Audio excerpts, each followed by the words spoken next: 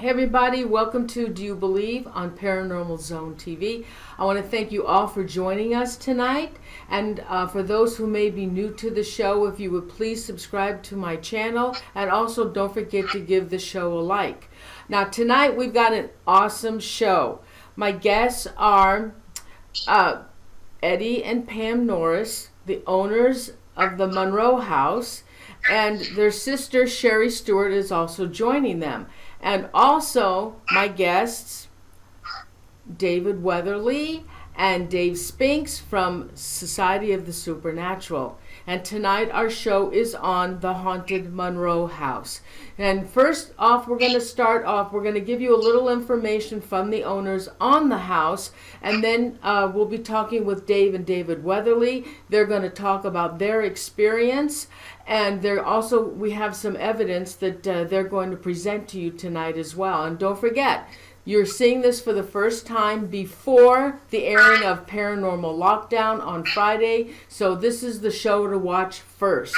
So let's all welcome my guests, Pam and Eddie Norris, Sherry Stewart, Dave Spinks, and David Weatherly. Welcome to the show, guys. Thank you. Appreciate that. Thanks for All right, so let's start with Eddie and Pam. Would you please give a little information, a little bit of history about the house? Now, after Dave and David Weatherly talk about their experiences, their investigation, and their evidence, they will be leaving the show because they are at a haunted location, and I believe they are going to be live streaming after the show.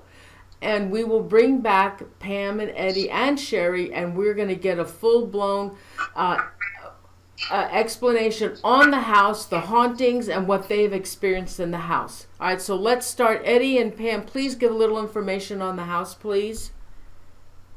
A quick history. We just bought it as a rehab to flip, and that's when the story started after that. And some of the, I guess, Sherry, you'd be best to explain the history of the house. I've kind of done some of the research on the history of the house, and I know we can date it back to being built about 1834, I think. And then some of the rumors, after they bought the house, some of the rumors of it being haunted from the local neighbors and stuff, we've heard people tell us that they've heard or experienced stuff from the house just from living nearby back in the 50s and 60s and the 70s, and that far back. All right, and then people that from other cities. You know, this is Hartford City, and we're from Selma, Indiana, which is about 20 minutes away. We even had people that live in Selma that grew up in Hartford City back in the 60s even say, oh, you guys own the big White House on the hill. You know, and then they always have stories about, you know, how when they were kids that it was haunted, or how their parents or their grandparents talked about stories about the house. So it does go back quite a way. Mm-hmm. So it's a generational haunting, it seems like. When David Weatherly and Dave Spinks did the paranormal investigation at your Monroe house, how did you, and they presented you with the evidence, you knew what they had captured, how did you feel about their investigation? Did they come up with information that no one could have known? A lot of stuff, yeah, that's for sure. And some of the stuff they were saying was kind of surprising. I won't get into the details on that just yet, but yeah, really surprising.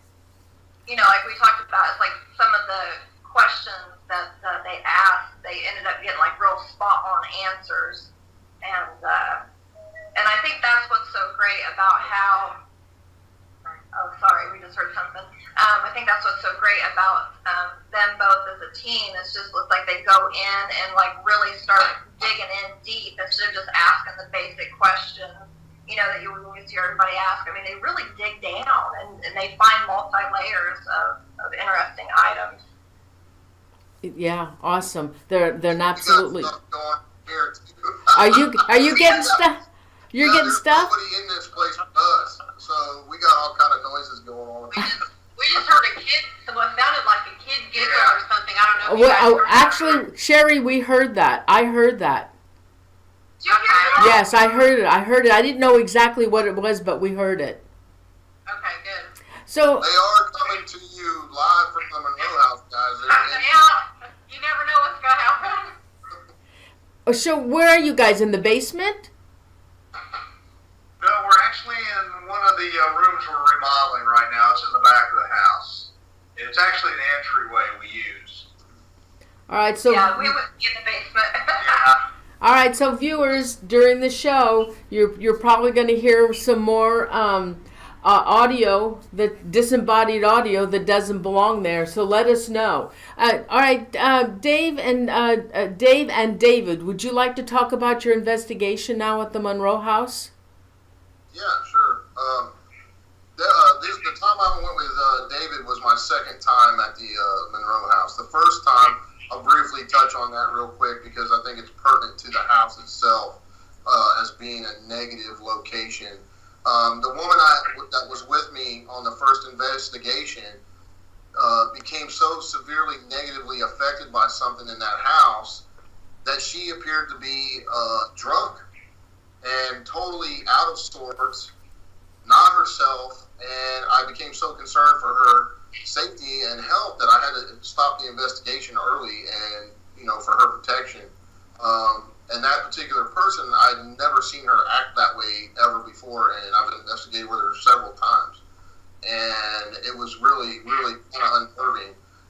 Took her outside, called another person we knew, did a cleansing on her. She started to dry heave severely, and within 30 minutes, she appeared to regain her normal self.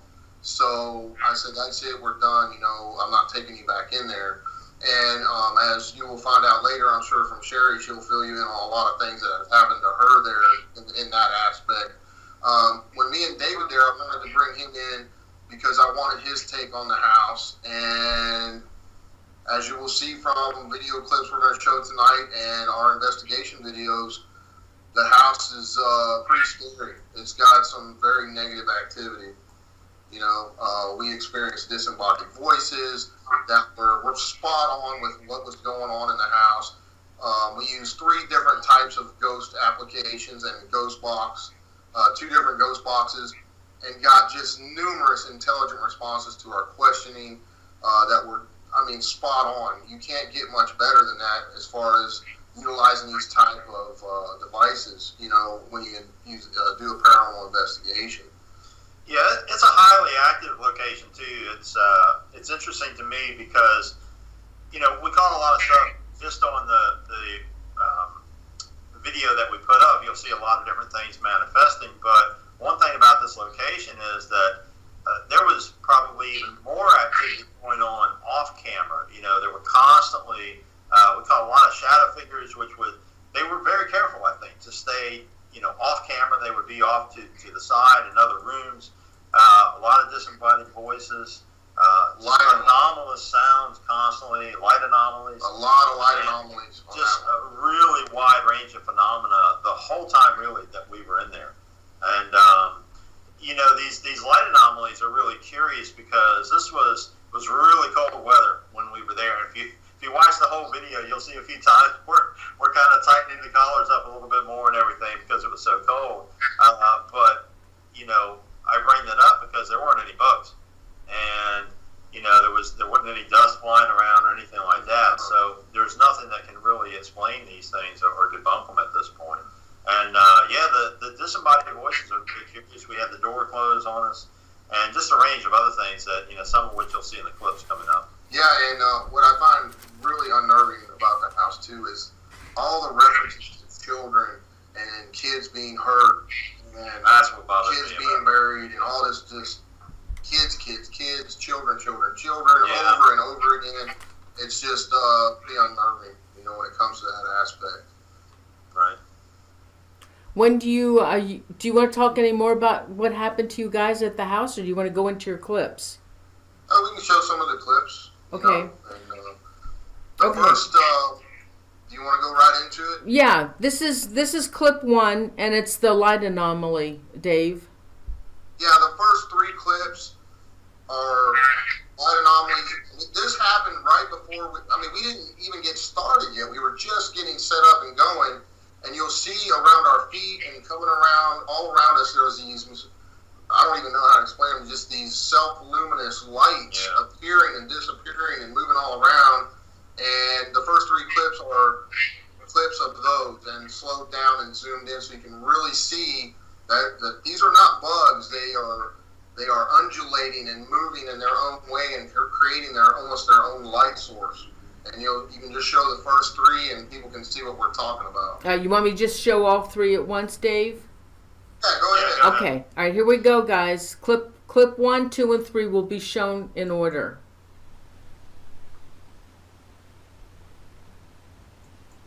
I heard a voice. I'm just listening for a second. All right. So you want to talk to us on this device? We're going to run it. Apparently. We'll see what happens. Was that you stomping?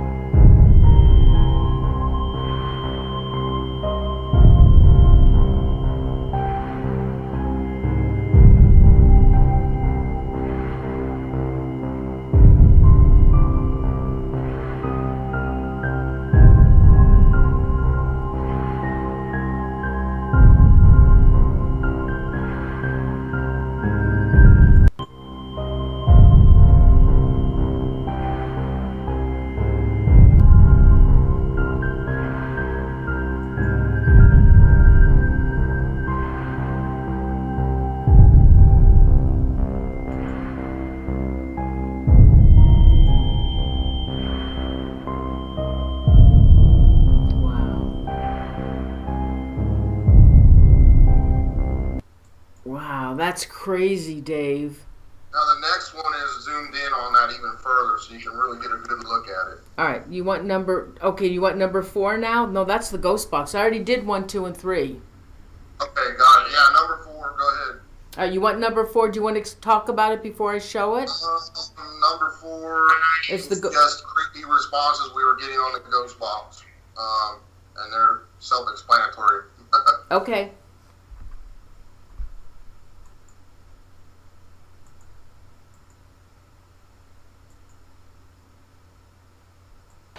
All right, let's go back to the beginning then. What was this property before any houses were here?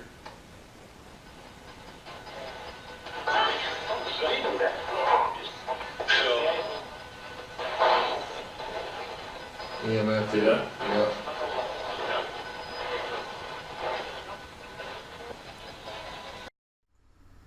Wow. That's awesome. Okay, so Dave, what else? So do you want to talk about any of those instances when you were doing the ghost box? What was going on? Why you think you were capturing those EVPs or those voices? What they were saying to you? Why Satan and Valley of Satan? Why? Why do you think that? I'll add something in before we get to that. I'll add something in that you guys won't see from watching this video. When we first went into the house and set up, we attempted to do a live feed, and we set all of our equipment up. And we actually streamed for, what was it, like 10 seconds? 30 seconds. 30 seconds. And it was a really strange clip because Dave had the camera on me, and I sort of looked like I was really just out of it for a few seconds. And really what was going on, I had just sat down, and as soon as I sat down in that chair, I caught movement in the other room that was some kind of shadow figure, and I was literally hearing voices around me audibly, and this is before any ghost box or anything was on. I was trying to sort of lock in on what the voices were saying. Dave was dealing with equipment, and the live stream failed, and then the camera battery failed. And in fact, we had a lot of equipment failure in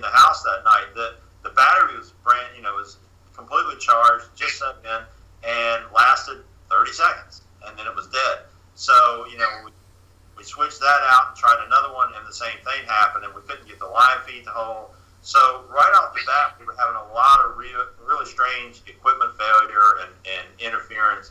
And then we sat down finally without live streaming and just filmed, which is the footage you saw, with all the light anomalies right off darting all around us. So, some kind of connection there possibly, but certainly, really strange. Yeah, stuff was definitely affecting our equipment as does happen in these locations. I think they draw energy off of your batteries. Yeah. They use that energy to manifest themselves and communicate with us. So, that's another prime thing we look for in these type of locations.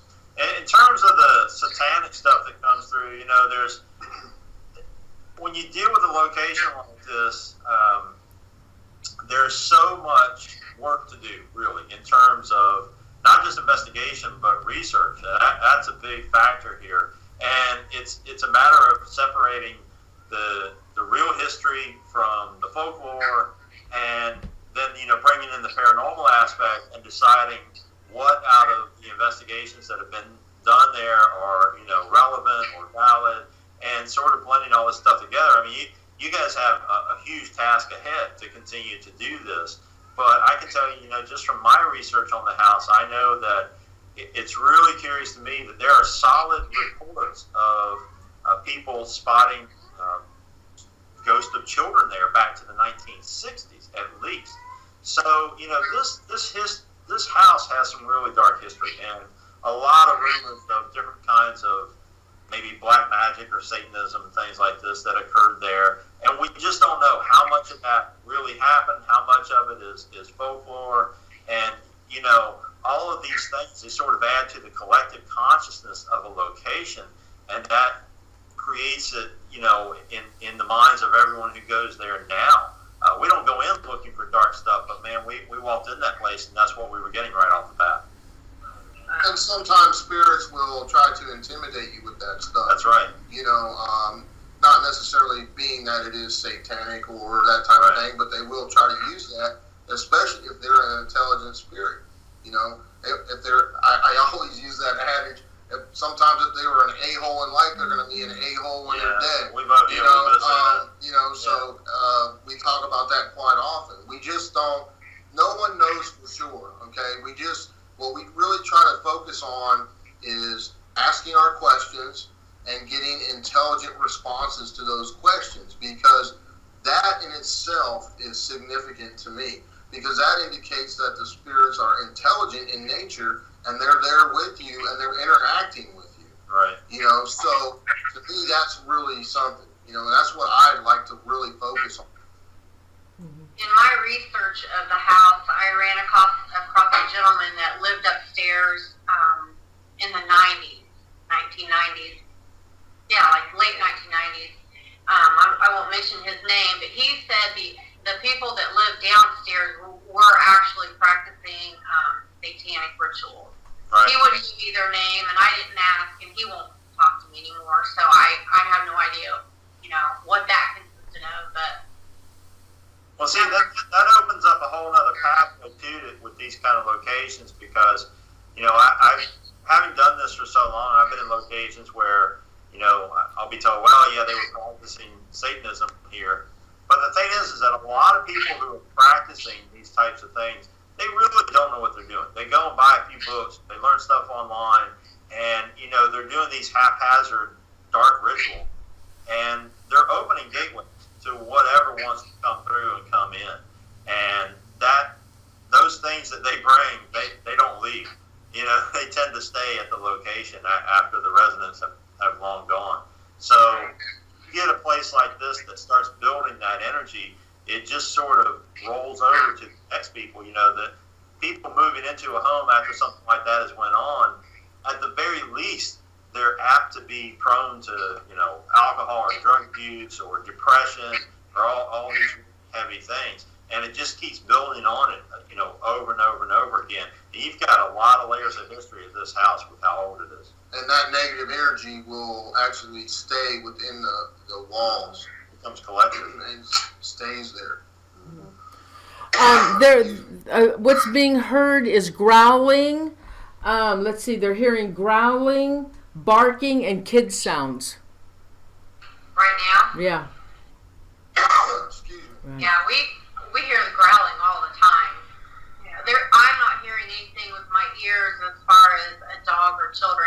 Only that one episode where I kind of interrupted. Giggle. Yeah, it sounded like a child to me, just for a Like second. right behind Yeah. us. Yeah. Yeah, and I heard that. I did hear that. Captured some of that on some of the devices. We actually got Yeah. some graphing, Yeah. some weird stuff like that, which you should never hear on a ghost box. No. You know what I mean? So that's significant in itself too. I heard some of that before I came out here tonight. I was kind of listening in and I was recording and I heard some growling and I actually slowed it down and reversed it and it was saying some crazy stuff. I don't know. Wow. I mean, do you think it's do you think it's a like you say an intelligent spirit who's just trying to scare you? Oh, that's always a possibility. I mean, if you've got a person, let's say for instance there was a guy who lived there who was, a wife beater or a child abuser or something like that, he's going to be nasty in the afterlife too, especially if he's stuck and afraid to move on. And he's going to try to use whatever tools he can to try to intimidate people that come in that home. So if someone's coming in and trying to communicate and find out what's going on there, yeah, he's going to say whatever he wants to do that he thinks, will cause spike in fear and get a reaction from people. So, saying things like claiming he's a demon or Satan and things like that, very, very possible. Yeah, and you guys are, Or bragging. Yeah, That's another factor. when they bought the house to flip it, so right away they started remodeling, Right. and that tends to stir up the spirits as well. Agitates the activity. So, they don't like anything changed. They want it to them. That's still their place. They live there, Exactly. and they don't like that. So that's one of the things that often happens during remodelings of homes that have activity in them. How do I continue a remodel? I mean, is there any way to do it without making it worse? Or Well, the only thing you can really do is to cleanse the place. Then, with a situation like you've got going on, with a long process of remodeling, you'd have to do that over and over again because with each new phase you start, you're hitting a new level of energy and changing things more. So, really it would have to be a continual process. wow. If that's really what you want to do, I can give you some pointers to help calm the energy there some, and that's something we can talk about, after the show at some point. I appreciate that. Yeah, thank you. You want to roll? Yeah. Okay, so Dave, this is clip 5. It says, yes, it came. Yeah, just again another pertinent response to our questioning, and it's very clear, clear stuff. All right, here it goes.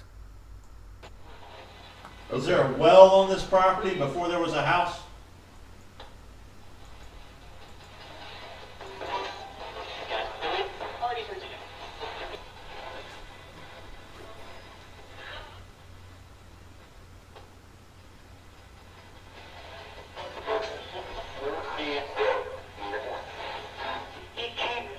It came. Okay. Okay. Yeah, I just played it. All right. Next one. All right, the next one is 6, and it says the Watcher. Do you want to talk about that a little bit? I just think the Watcher is significant because it's letting us know that it's watching us. The way it responded to the question, that there's something there watching whoever's in the house. Some kind of sentinel or So something. yeah, some kind of guard or sentinel, which pertains to, in our view, other things, but we don't want to talk about that right now because I've talked with Eddie about it, and we'll wait till after Paranormal Lockdown. So that people watch our shows, and that show will understand later. All right, I'm going to play that now. What came? What came?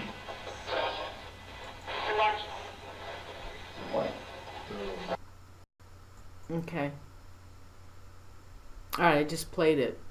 All right, what about, see, that was 6. Now we have number 7, where it says monsters. Yeah, this is creepy right here because something respond to you, telling us, and this happens on numerous occasions. This is just one of those occasions that it's telling us that, again, something is watching us, and it refers to it as a monster. Right. And that's just one of several in the video. Wow. All right, here we go. This is 7 seconds. It's a short one, so pay attention, guys. What came? What came?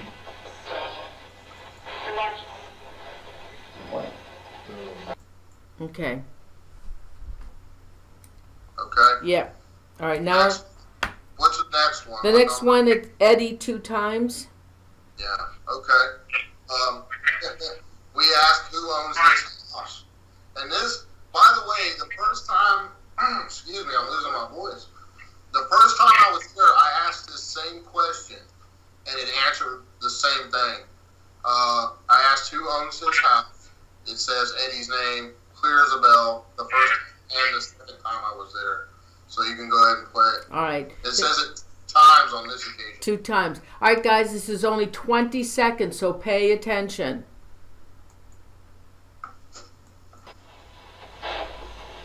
Try something different. Who owns this house?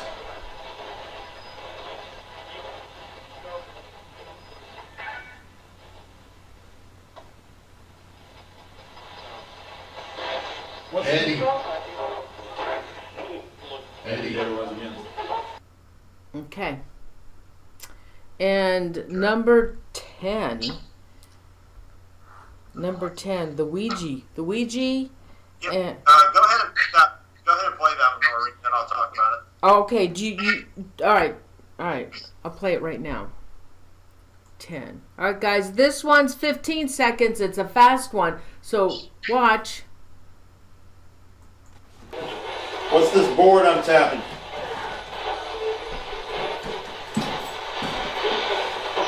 Ouija. Did it say it? Undervoice did. What's it used for? Okay, it finished.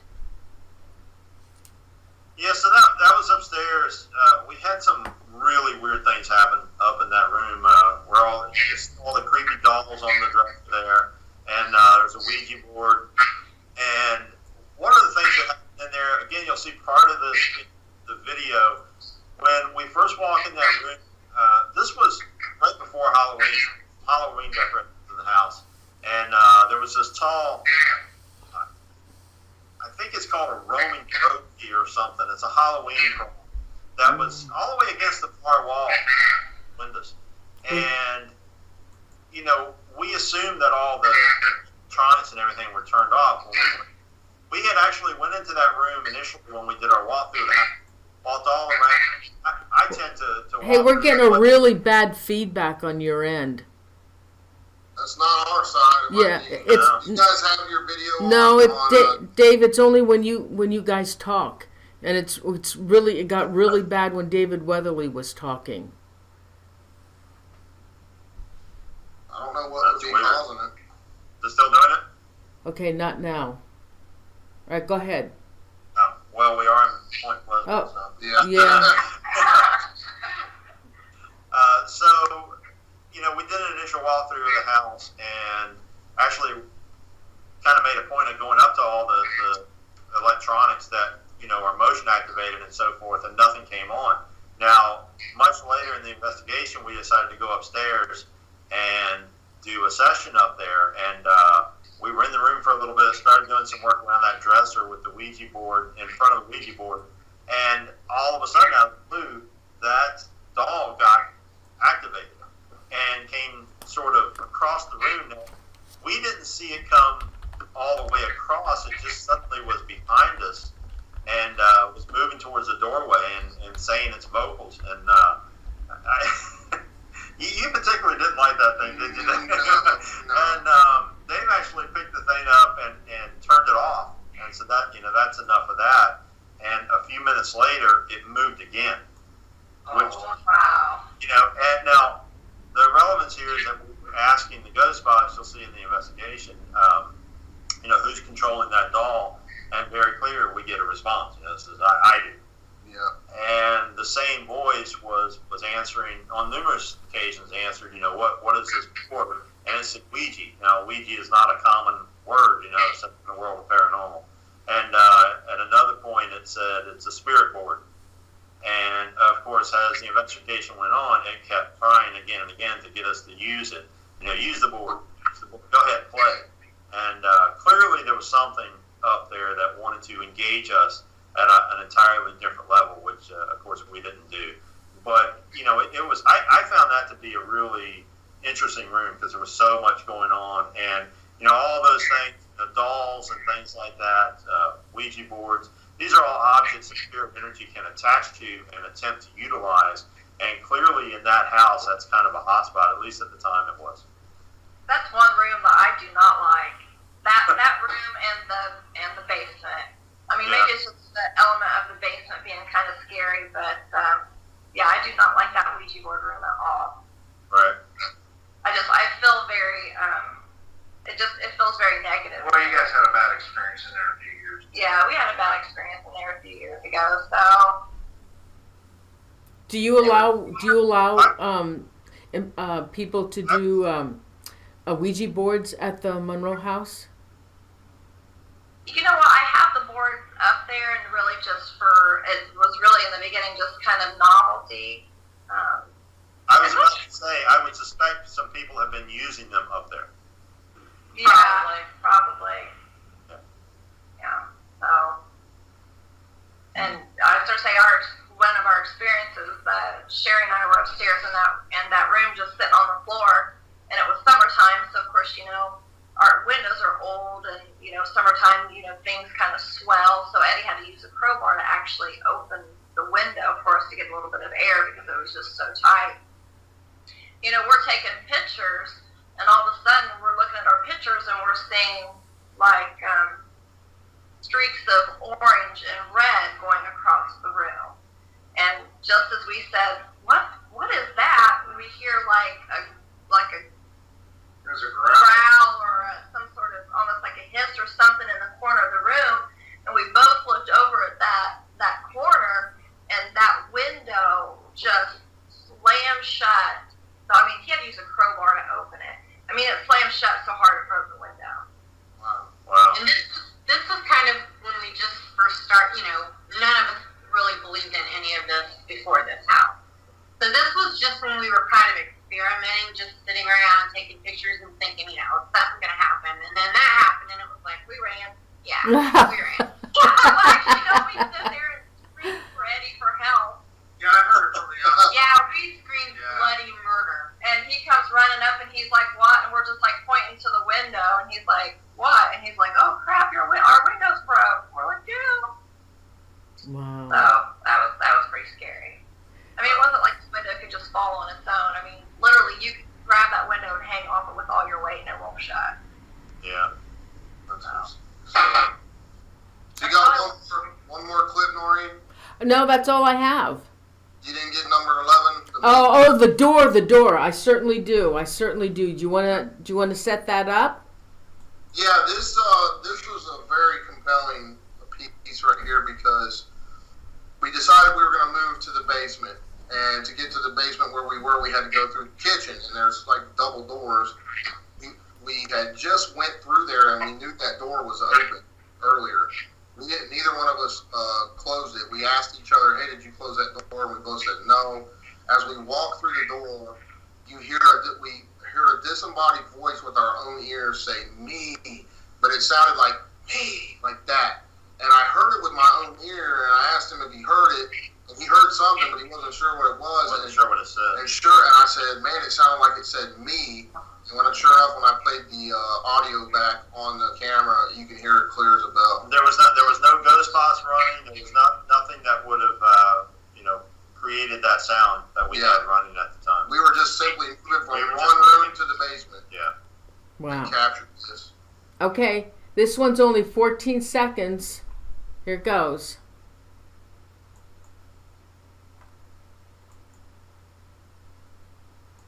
Yeah.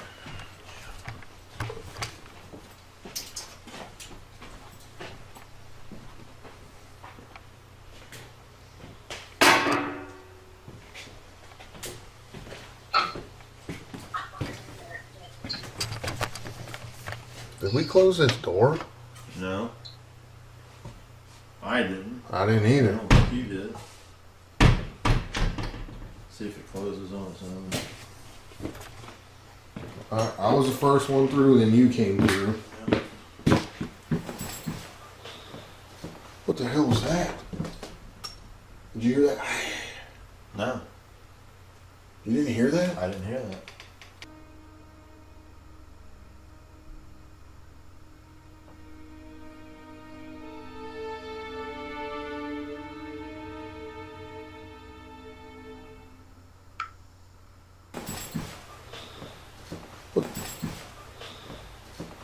You didn't hear that? I didn't hear that.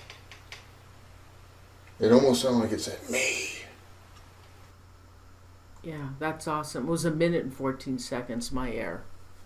That was Yeah, awesome. I did a couple of replays so people could really hear the meat. So I mean that's a really good piece of evidence right there. An intelligent spirit communicating with what was going on. You know, it was answering what me and him were asking each other if we did. Right. It said no, it was me. You know, so that's what we look for, guys. I mean, that's some good stuff right there. Yeah, that was a good one. I mean, you could clearly hear that Yeah. with your, yeah. Wow. Anything else you want to add, Dave and David, about your investigation at the house? No, I'd just like to thank you guys, Eddie and Pam and Sherry, for having us. You know, we'd love to come back sometime and do it again. Yeah. See what else we can capture there. Yeah, and these guys are great. If you've got a team and you haven't been to the Monroe house, you know, I encourage you to get in touch with them if you want to investigate. I do want to caution, though, this is not a place for novice investigators. You know, you want to go into this place, make sure you have your own level of spiritual protection when you go in and take the proper precautions. You'll have to come back when it's warmer next time. Yeah, thank you. That's right. Absolutely. Thank you. Thanks for we- this, guys. Thanks, guys. We really appreciate Thank you. Thank your you. support and your promotion of us. You know, we appreciate it. We love you Yeah, guys. we love you guys. Thank You you so guys much are for a great, it, guys. great team. You do a lot of professional work that you don't always see. So, Thank you. Thanks, guys. Really appreciate it. Thank you. thank you. All right. So, Thanks for having us, Maureen. oh Thanks, yeah, it's a pleasure to have you always, and I love your evidence that you present to the viewers. They love the videos. Thanks so much for sharing that with us. No problem. No Our problem. pleasure. Yeah. All right, you guys have a great night. You too. No. Good night. Good night. See ya. Good night.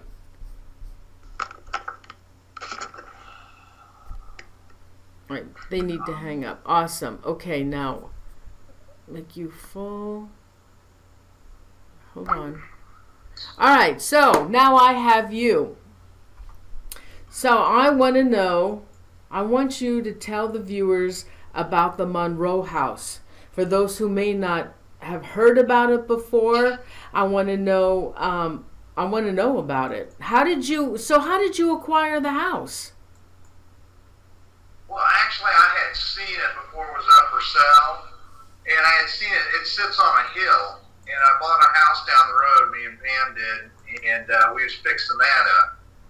And I seen this one was abandoned, so I started the search. And it took a couple years later, but I was able to get it. And there was no other bidders on the house too, and of course we found out why later. So. All right, but all right, you saw this house. It was up on the hill. You knew nothing about it, but it was for sale.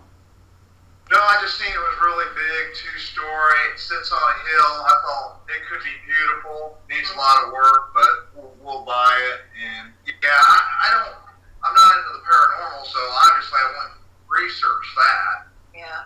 You know, I checked the structure and stuff like that. I didn't know anything about it until after we had purchased it, when the neighbors started coming around. Oh my gosh! And they actually, well, in the beginning I thought it was kind of neat. Oh wow, we got a house that everybody thinks that's haunted. Then until you start hearing stuff, and it really starts to bother you. Yeah. What was? And these two actually started the investigating from the beginning. I did. So. Yeah, we All right, just so kinda wait a minute. So you bought the house. Did you move in, or did you just start remodeling it? No, actually, I just started a real quick remodel with my brother upstairs because the house did have a fire, and it opened up the upstairs bathroom. And I thought, well, I'm on another project. If a kid breaks in, he could fall through the big hole in the fire left. So that summer, the summer we got it, I did work on that bathroom to close that floor up, put new beams in and everything. All right, so you didn't move in, you just started remodeling it. So who was the first to start getting paranormal activity, if you were aware of it? Well, I wasn't aware of it. I don't know if it is. You know, I'm not a researcher, but I thought I seen my brother come in when we were remodeling the floor late one evening, and that was disturbing for me because I could have swore he had walked in, and he didn't. Of course, he wasn't in the room that I thought he walked into. So I just kind of chalked that up as my imagination, and then I started having some light issues. As in the lights were starting to go out on me. And so we rewired the whole upstairs because I thought it was just an electrical issue. And we still have that problem. Not only do the lights come on and off, but the light switches come up and down. Oh my gosh. And at that point, did you feel at that point then, though, hey, let's find out the history on this house, who owned it before, what was any other activity going on in that house? I mean, I think it took time just because, you know, when you're a non-believer, you're just like always explaining everything away. Like, oh, I must have been tired, or oh, that must have been my eyes, or oh, maybe I didn't hear that right. So he was telling us a little bit about like some of the stuff that was going on in the house, and Sherry and I were just kind of intrigued, and we thought, let's just kind of go in and play around with it. And really, as far as looking into the history of the house, Sherry didn't start that till A couple years ago, maybe. yeah. And how long have you owned the home now? 11 years. 11 years, and you just. What did the nearby neighbors have to tell you about the house? What did they say to you? Well, it was the first summer we got it. Some of them came up to me and said, "Did you know what you just bought?" And I said, "Well, yeah." I was at our store, and they said, "No, there's stories on that," and that's what I thought was neat, you know. Stories from my grandfather. Yeah, because you know, I at the time didn't really buy into that. I thought it was kind of cool. You know, I've got the town haunted house, but oh my God, the sounds. I'm not like some of your viewers. When I hear that, I'm done. I'm out the window. I'm out the door. We're chicken. Yeah, I don't like that stuff at all. Wow. Did you ever feel threatened? Well, for me. And any of you, did you ever feel threatened in the house?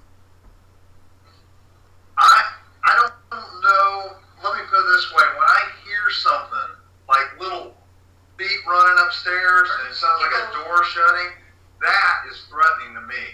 I mean, but everybody has their own. I felt threatened when the window slammed.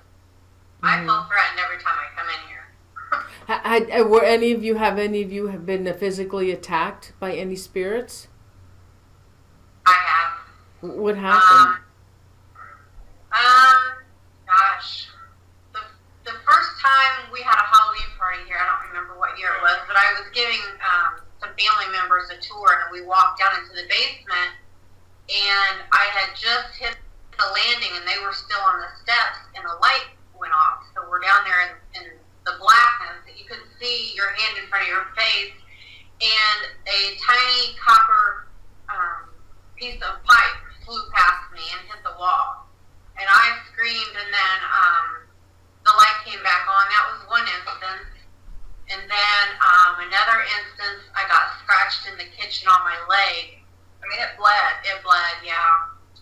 And then another time I was in the basement and we were investigating, and I felt like something stabbed me in the neck. And my neck turned all red, and then we had an EVP that said she deserved it, the B word. So. Well, see, and I think the difference, when I come in the house, I always try to be like Miss Positivity. Like, I'm not going to think about it. I'm just going to come in. And I usually don't come in by myself.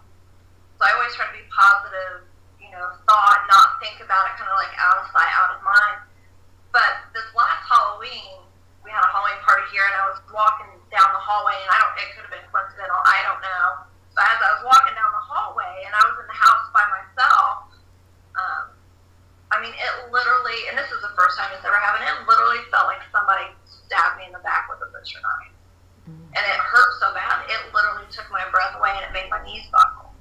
And I had to kind of like grab the walls on the side to make me not like go flat on my face, and that freaked me out. I mean, so I just kind of like hobbled out of there. So when you bought the house, your intent was to just remodel and flip it? Yeah. And Or this, keep it maybe. Or, as a rental property. mhm. Yeah.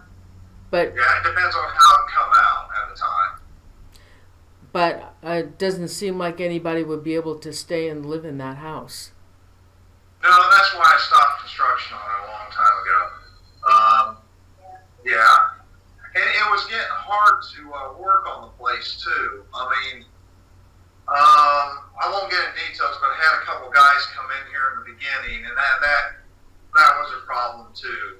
And when they think they've heard something or something was crawling around, they think they seen, that affects me, too, because now I'm too scared to stay in here and do anything.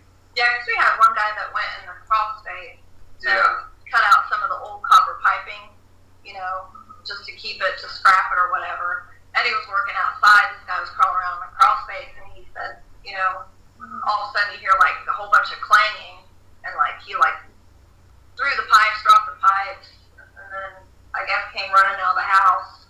Yeah, I thought he had fallen out of the crawl space into the basement. I heard the crash. He thought something crawled up on him or something. He was really upset by that. And he told us to forget it. I'm out of here. Yeah, he left everything. Like tools and everything. Yeah. Yeah, he like ran down the street and never came back. Are you continuing to work on the house? Little by little. And so, and now what is it? It's just used for paranormal investigations? Yeah. Yeah, we were close. We let some friends in last year, but really, we So we really kind haven't. of shut it down. Kinda for a shut it while, down.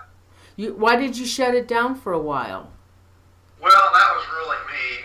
Some of the people were claiming to get hurt and scratched. Yeah, I thought, this is too much. And it just got to the point that, Yeah. I mean, like Sherry and I just like, I felt like the more I was here, the more my attitude changed. Me too. I was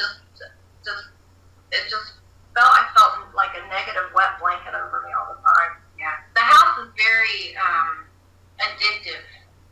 You can easily obsess about this place. And we were taking that home, and it was affecting my personal life. I'm having nightmares. Yeah. I've been waking up at between 3 and 3:30 every morning, probably for the last 3 years. Why do you think? Why? Why do you think that's happening? I have no idea. And she then come to find out, we're talking, and she's been having the same problem. I don't know. So did And you? it's like when you. Oh, did you find out the history on the house? Some of the history, we know there have been fires, unexplainable fires that even the fire department said they couldn't explain. We've tied the house. It used to be a boarding house back in the early 1800s, middle 1800s. A boarding house. A couple of the gentlemen that lived here ran or owned a saloon downtown called the Roadhouse. And we just recently found out that possibly, we still need to verify it yet though, that one of the owners that lived here was the sheriff in town, and we think that possibly he might have held prisoners here before the jail was actually open. Hmm. So we have some remnants of some evidence in the basement. Yeah, it looked like there was something built in there, that might have been used to hold the bars in place. What's the date? When was the house built? Oh, early 1800s. Yeah. 1800s. 1830, something. 1840s maybe. And And I think what's so, go ahead. sorry, go ahead. Go ahead. I think what's so strange is kind of like when you look at the abstract of what we do have, it's like nobody keeps this house. Oh, that's a good point. I mean, there was literally a snippet in the 60s that, was held the longest. But I mean, it was, if you look through the abstract of like when it was first built, it was literally by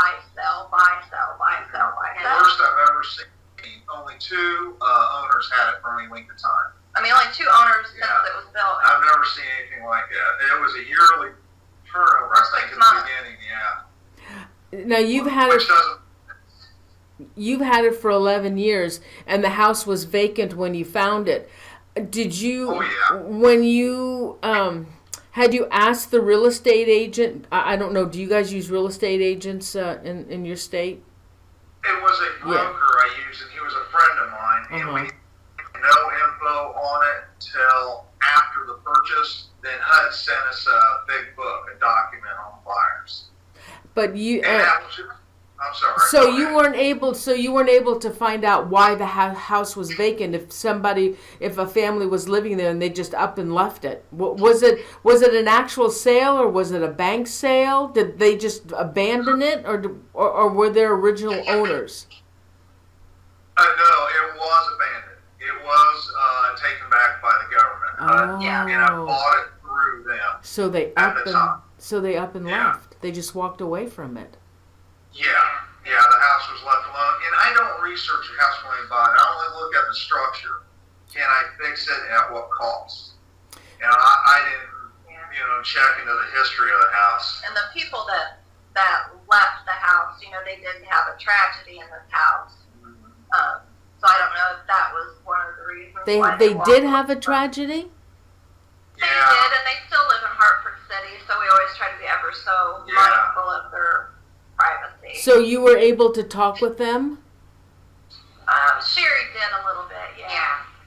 It wasn't anything, not like murderous or anything like that. They lost a child. In the house. Yeah.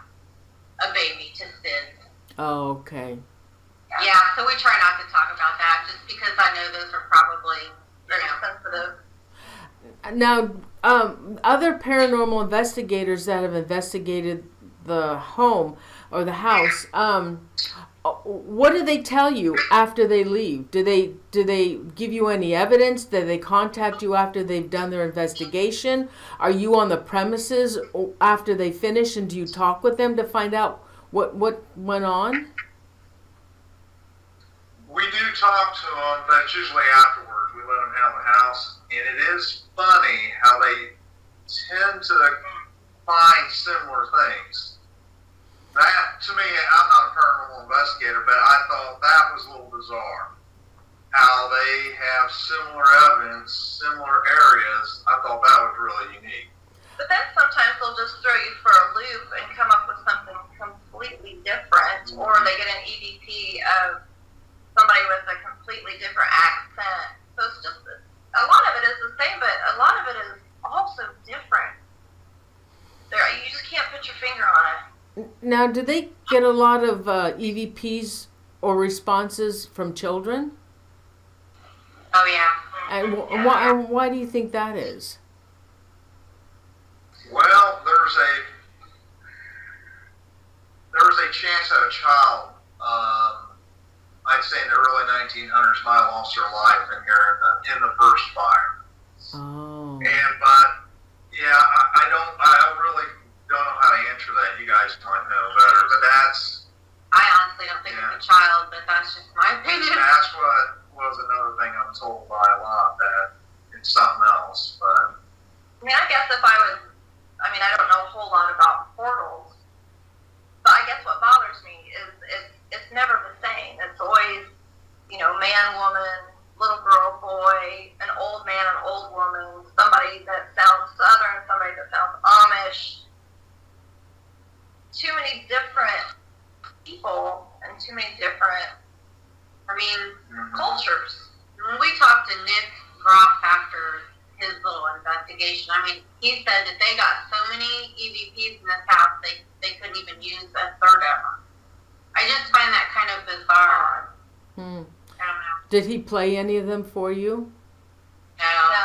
They were really kind of tight-lipped. We're going to be anxious to see the show too, because we really don't know we really don't know much about the show ourselves. yeah, it was really, here's the keys and we were out. Yeah. Well, they did put a teaser on YouTube where they found a bone underneath the house.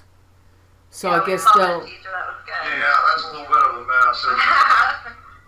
Well, something else I find that's so strange about this house, and Sherry can agree, and and even other paranormal teams that came in, this house rumbled. I mean, the actual house, the whole entire house moved. The ground, yeah. The ground. I mean, it's almost like you think you're in an earthquake.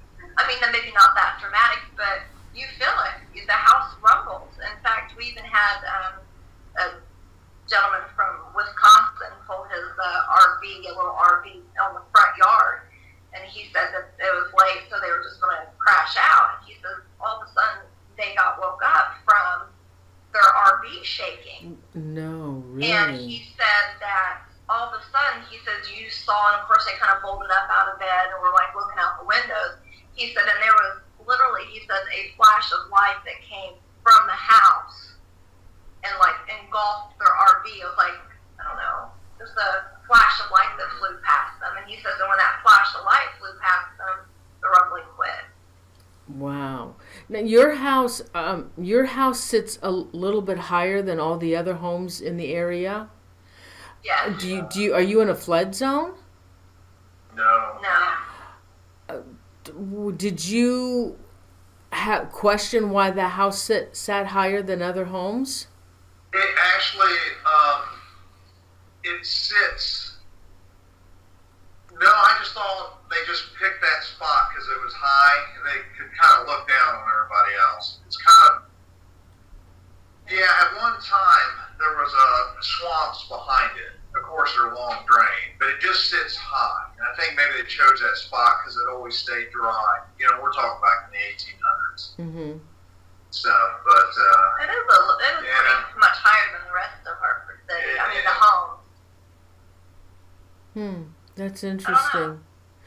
I mean, it is interesting because we've even had people who are out in the yard standing and people in the house standing, and the people in the house can feel the house shaking, but the people in the yard can't feel anything. So, I don't know. yeah, I have no clue on that. Nothing. Wow. And then, so your house is going to be featured on this Friday, December 16th, on Paranormal Lockdown with Nick Groff. And how did that go when he was there? How did that go for you guys? It was nice. They're very nice people. Yeah, extremely nice. I mean, just incredible people. Very professional. But I kind of wish I could have seen, how they done it and that kind of stuff, been with them more. But they were so private. They wanted to set their equipment up and do their things. Kind of once they do the lockdown, they're we're locked down. Yeah. They're down. Have you heard from any other TV shows since they know now that it's going to be on TV on Friday? No. Oh, you probably will. It'll probably be. That's just the start of it. So how can people find out about the house? You don't have a website, but you are on Facebook. Yeah, that's probably the best way. Yeah, and it's under the Mysterious Monroe House. No, just the Mysterious Monroe House. Yeah, the Mysterious Monroe House. And they can contact us on there. We're pretty good about replying back to messages. There's a lot of evidence on there too. When we first started with this house, Dig Paranormal contacted us, and they came in and kind of really broke the house for us as far as getting us to believe that it was legit. Yeah. And I mean, they have done so much research in here for the last 4 years that that's probably what Nick and them saw that actually brought it to the house. Yeah. So, I think it's Doorways Investigation. Is what they're called. But I tell you, they came in as strangers to the house, and I tell you, they've turned into our family. Yeah. They're just the most amazing people that they've given up a lot of their time and effort, and I tell you, I don't know what we would have done without them, really. And boy, do they have the stories. They have every bit of evidence saved for 4 years. Yeah. Oh, wow. The first night that they were here, I don't know if you're trying to wrap up, but No. the first night they were here, we were just kind of showing them around. We were thinking to ourselves, of all nights, nothing will happen. It'll be tonight. They're going to believe. Yeah. They're not going to think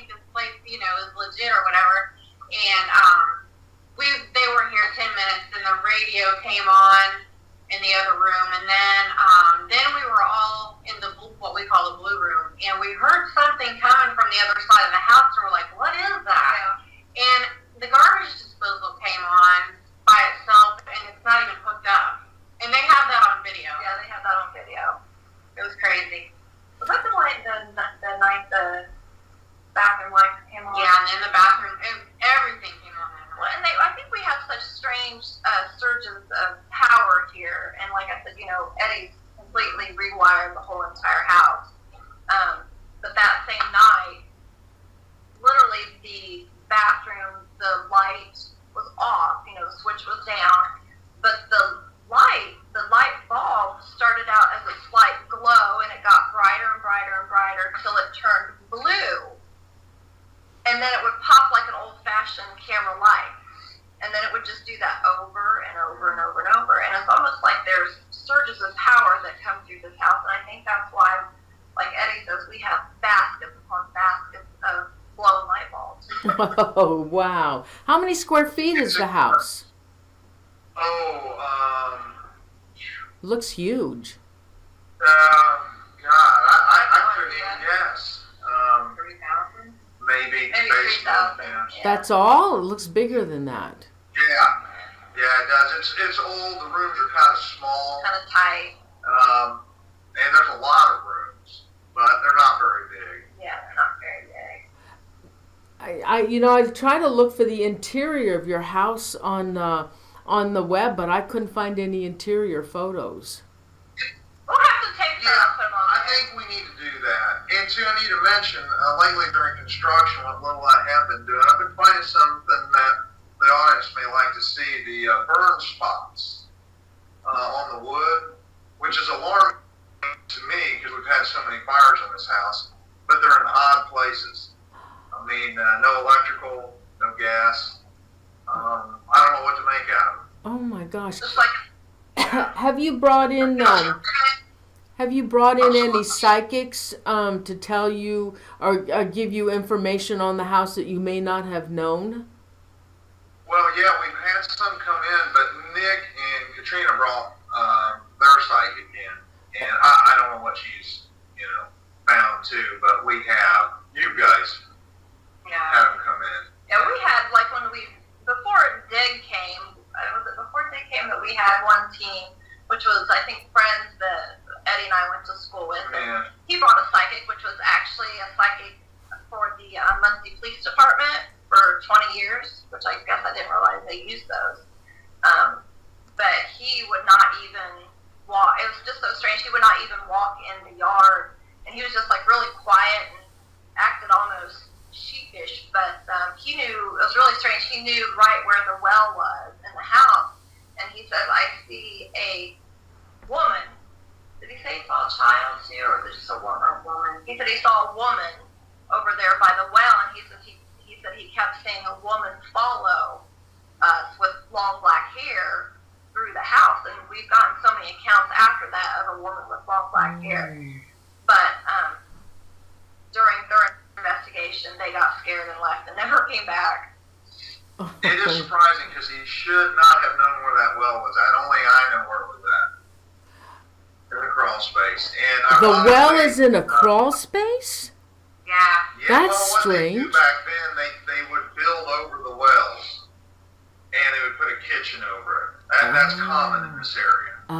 And it's dangerous, too, because a lot of homes have those wells hidden. Like an outdoor kitchen. And what's funny, ironically, our well is starting to open up.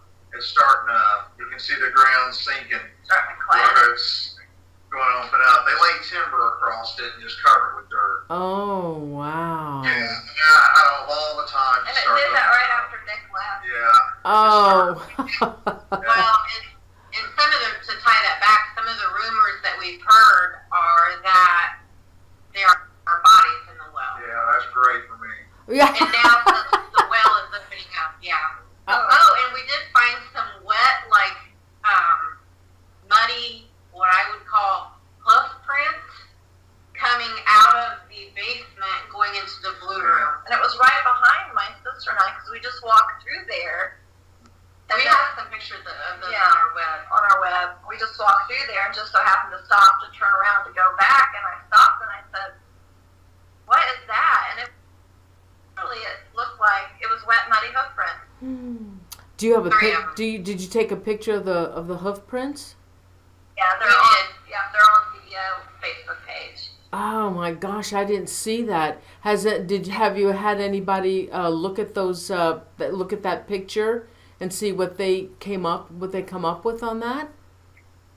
I was hoping shoes or They were tiny. It was real tiny. I mean, it was definitely not the size of people feet. I mean, it was very small. yeah, they're really small. Well, I just found that interesting too because, you know, we don't know what Nick and them found during their show, but during one of their teasers, it looks like they found A water trail in that exact same in spot. the exact same And that's spot. right above the well. And we found the hoof prints after they filmed, and we didn't know, obviously, till the teaser that they found anything like that. So, But I mean, it's literally where they found the water dripping, and then where we found the wet footprint directly below is the well. Wow, that is so interesting. Well, I guess we'll all have to watch on Friday night and see Yeah. what they come up with. I know. Is there anything else you want to tell the viewers about the Monroe house? Well, let me think.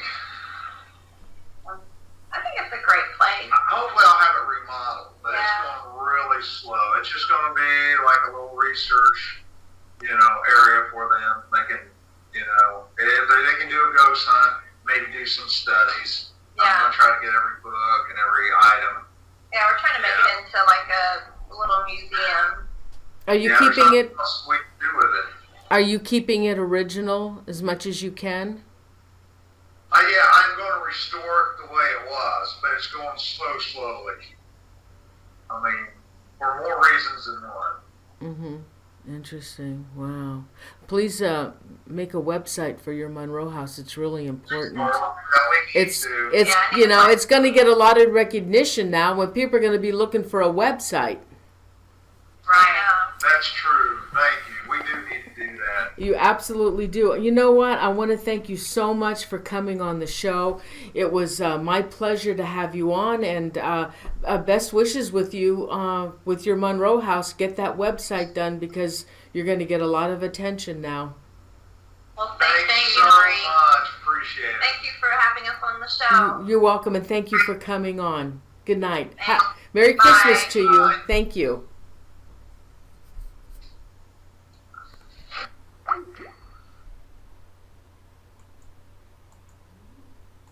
Hey everybody, thanks so much. I hope you enjoyed the show. Very interesting. If you hadn't seen the show in the beginning, David Weatherly and Dave Spink's videos were pretty interesting, and the responses that they got from the Monroe house. And I hope you enjoyed the show. I have a guest on Thursday. This is my last show for the month. I'm taking 2 weeks off. I need it. We got so much to do. On Thursday, I'm having Dr. Catherine Remsland. She is a professor. She teaches forensic psychology and criminal justice, and she does profiling on crimes and serial killers, and it's going to be an interesting show. I was lucky to find her. I hope you enjoyed the show, everybody. No, we're not going to take questions tonight, Royce. Thanks, honey. And I want to thank my mods, Royce Hinman, for always being here. I'm not sure if I saw Unique Annie and Crystal Triplet, and in the show again tonight was Keith Rommel. Hey, Keith. Thanks for joining us. Again, everybody, Keith Rommel is the author of The Devil Tree. I aired a show with Keith, and it's in the archives if you wish to watch it. It's called The Devil Tree. Thanks, Keith, for joining us. There's Crystal. And Royce, again, thank you also for being here. Everybody send positive prayers to April Fagan, to Jimmy Cortez, and also to Royce Hinman. They need your prayers and your positive thoughts sent to them, okay? Everybody have a wonderful Christmas if I don't see you on the show Thursday. Happy holidays, Merry Christmas, and come back in January when we have we'll be getting our Thursday shows again. I'm not sure about if I'm going to do Monday shows. My time is really getting cut short and limited. I may have to just squeeze in the unsolved mysteries in with my monthly shows. Maybe have her on once a month. We'll see how it goes. I really wanted to do that, but I'm not sure if I can, if I have the time anymore to do that. But I will have Vanessa on again, and we will do those shows because I love those shows. So everybody, again, I want to thank you again so much for being here. Let's do some shout outs. There's Unique Annie. Hi, sweet Annie. I didn't see you, honey. Unique Annie, Crystal Triplet, Aaron Brody, the Tiger Jan, Winter Storm, Leah Pardesita. There's Royce, Lully Tooby, Tommy Jean. Anybody else want shout outs? There's over 100 now. Ben Tucker, Nicola Hurst, DV Bravo. Anybody else? Nancy Soplavita. I think Ginger Simmons was in also earlier. Janice Balt. Hi, Janice Balt. Jimmy Cortez. There you are, honey. We love you. Rue. Rue's too. Hi, Rue. Yay. Hi, Rue. Carl White. There you are, Carl. Carl from the UK. It's like 4 o'clock in the morning. You Fools One. Chippa Terry, Miller, Charmy Vapes, Jessa Lynn, Zoe Small. Zoe, I have a cat named Zoe. Maria Sander Amador, Angelina Rodriguez. There's Keith Rummel. Merry Christmas to you, Keith. Monica Amethyst, Donna Gordon, Jen L, Sean Bodine. We haven't seen you for a while, Sean. Nice to see you. Hi, Rue. How you doing, Rue? Thanks, Rue. I love you too. I've known Rue for many years. Way back. Summer Sims. Anybody else want to shout out?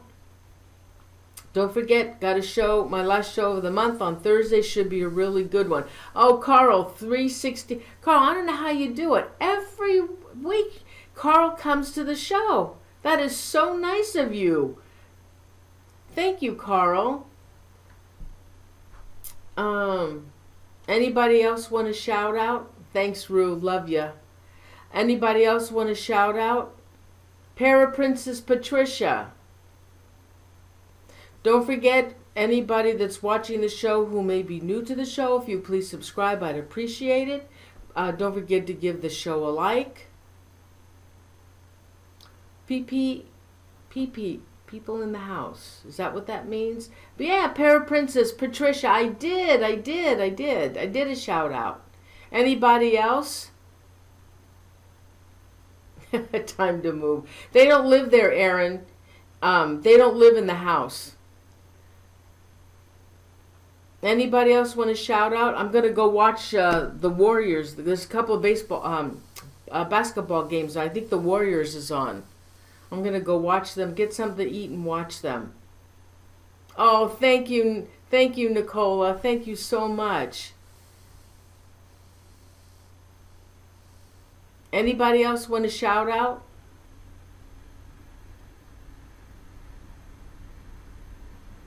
Oh, thanks, Carl. Okay, guys, I'm going to go. Yes, big thanks to the mods. Again, Royce, Sweet Annie, and Crystal, thank you so much for being here with me. Almost every week they're here helping me out. Applewood, anybody? Taylor Levon. Oh, thank you, Taylor. Thank you so much. All right, guys, I'm going to go. I'm going to get something to eat. I'm going to watch the Warriors basketball game. Oh, I think Tie-Dye Keith was in earlier, too. Thank you, Venter. Thank you, honey. All right, everybody, I'm going to say goodnight. Thank you again for joining me on these Thursday nights. And we love you, Annie, too. And thank you so much for joining me on Thursdays and Mondays when I do have the extra shows. Aether Shadow, thank you. Donna Daywood Love. And don't forget, guys, watch that show with Keith Rommel, The Deviltry. It's in my archives. And he's also written the book called The Deviltry. It's pretty scary. Okay, I'm going to go. Love you guys. Group hug. Thanks again so much for being here. Oh, Steve Harp. Hi, Steven. And if I don't see you next week, have a Merry Christmas, okay? I'll see you hopefully back in January. So I'm going to go now. Love you guys. And don't forget to subscribe. And you can sign up for the... you can sign up for show reminders right on the channel. Under subscribe, there's a little icon there like a bell. All you have to do is hit that and it'll send you reminders. Okay, guys, I'm gonna go now. See you on Thursday. Okay? Thank you so much for joining us tonight. Thanks again to Dave Spinks and to David Weatherly. I'm not sure if they're having a show. They may have a show. Go over to Society of the Supernatural on YouTube and see if they're having a live show. So everybody, love you guys. And good night. Thank you. Good night.